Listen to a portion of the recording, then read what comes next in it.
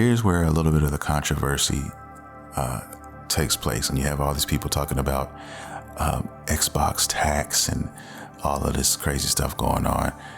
Okay, Starfield was not even considered for Game of the Year, guys. If I'm being honest, Starfield was a little bit overhyped. Is it a good game? Yes, it's a good game in its own right. It is. It's a good game. Is it a great game? In my opinion, it's not a great game. Okay, if I have to give it a grade, it's a solid 7 or 8 out of 10. And I've played maybe 15 hours of that game and haven't went back yet. Not saying I'm not going back. Please don't get it twisted. I'm definitely going back in there.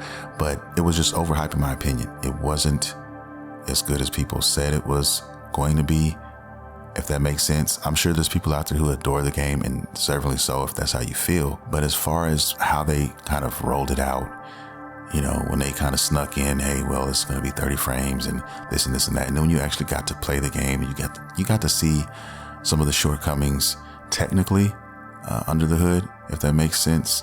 That's just me. That's just my opinion, guys, what I've witnessed on the Xbox Series S. Now, I'm not playing it on, you know, the Series X or PC or anything like that. So I'm sure those guys are getting a lot better experiences out of that.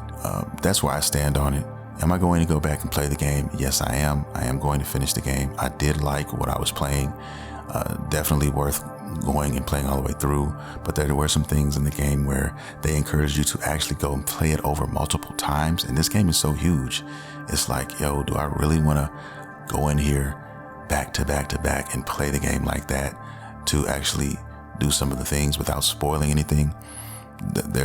That's what the game encourages, and there's reasons for that. To each his own. I'm definitely going to play it through once at least, and then I'll go from there and see what happens next. But I understand why it wasn't considered. I still think it should have been nominated, because I think it was good enough to be considered for a nomination. Because like I said, one man's trash is another man's treasure. And just because you just feel meh or mid about a game, it doesn't mean that everybody else is, because there are some fans, super fans of this game. There are some people who absolutely love this game, who thought the game was everything they thought it was going to be and more. So like I said, this is just my opinion.